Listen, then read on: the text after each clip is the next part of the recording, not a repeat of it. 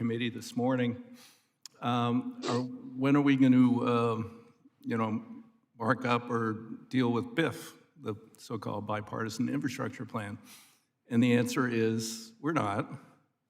I tried to have a real legislative process. I really thought that that would be the best way to go, despite, the concerns expressed by the minority on the INVEST Act. At least we could have gone through a process that would be fair to both houses and to both sides of the aisle. Unfortunately, we have been told that the bipartisan infrastructure plan is sacrosanct, and it just has to be voted on as is in the House of Representatives, having been written by 10 people, none of whom are ranking members or chairs of committees of jurisdiction in the Senate. That would be Commerce and Banking and, of course, Energy Public Works. So here we are. We are now in the reconciliation process for the second time this year, again, because of the absurd rules of the Senate and the filibuster.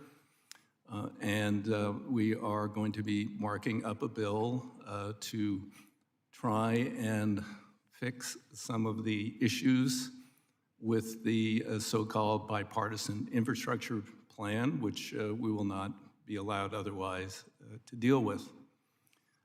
This was a torturous negotiation, to put it mildly.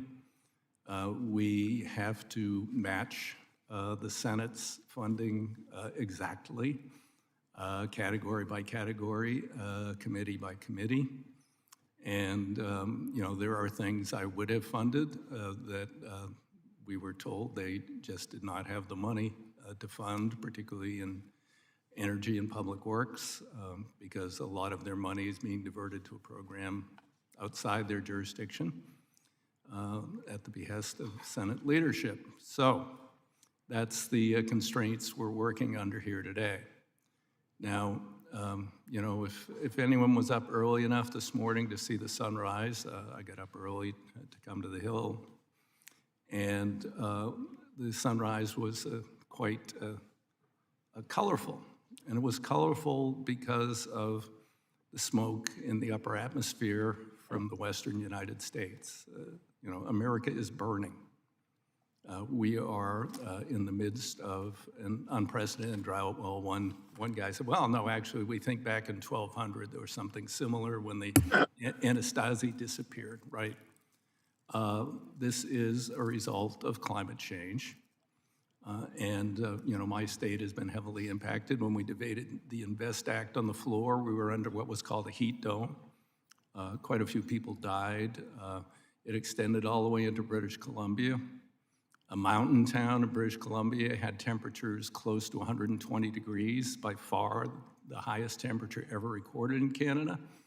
And meteorologists and climate scientists said, well, this is unprecedented, perhaps 1 in 1,000 year event. Couldn't have happened without climate change and the impacts of humans with carbon pollution, CO2 and methane in particular. And if we don't do something, this will happen once every 10 to 20 years, or maybe even more frequently in the Pacific Northwest and elsewhere around the world. More and more severe weather events. One thing we do have agreement on is resilience, resilience for sea level rise, resilience for severe weather events. What we can't seem to agree on is what's the cause. Some say it's just natural, others are, I don't know what their theory is. But so there are a number of provisions that we will be dealing with today that will address the issue of climate change as relates to transportation, which is the single largest emitter in the United States of America. One will be, we had a mandated greenhouse gas reduction program in the INVEST Act. That was stripped out because the bipartisan so-called bill was written by climate-denying Republicans and a couple of Democratic collaborators. We will be creating an incentive-based program, not a mandate, by the way, to states and cities that believe in and want to deal with fossil fuel pollution as relates to transportation. We will be creating a new, because the president also pledged something about double dipping in with the so-called bipartisan infrastructure plan. So we'll be creating a novel transit program.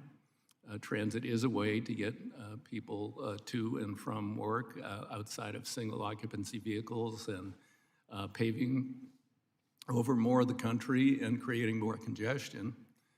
And this will be jointly administered by the FTA and HUD to access affordable housing, which is a nationwide crisis at this point in time. We will be adding additional funding for high-speed rail, which, if you look at what China's done with high-speed rail in a short period of time, or what Europe's been doing for decades, or what Japan's been doing for decades, our rail system in America is pathetic. And we need to rectify that, and it needs to be the federal government in partnership with states, other entities, metropolitan, transit authorities, and/or, private entities. So we'll be doing that. We are going to create a program in,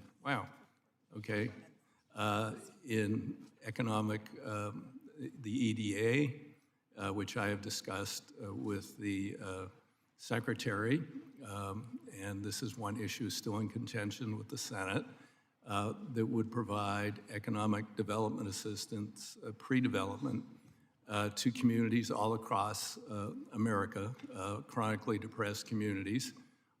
In my state, they would be former timber towns. In other states, they may be have related to other industries that have moved on, or are not as prolific as they once were.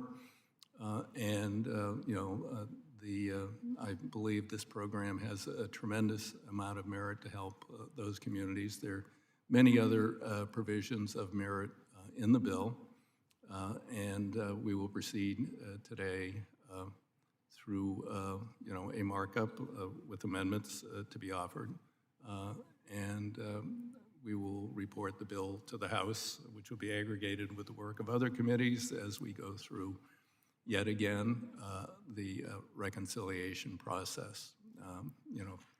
I'm sure this is going to be a bit contentious, but let me start out with a joke. Who are the two most powerful senators in Washington, D.C.? I asked someone in the gym this morning. He said, I don't know. And I said, well, they're both from West Virginia. And I said, it's not Shelley Moore Capito, our former colleague on the committee. Wenham's dead. And that's what we're dealing with here. So we will move forward with due dispatch. With that, I yield to No. Oh, wait, I have to read something.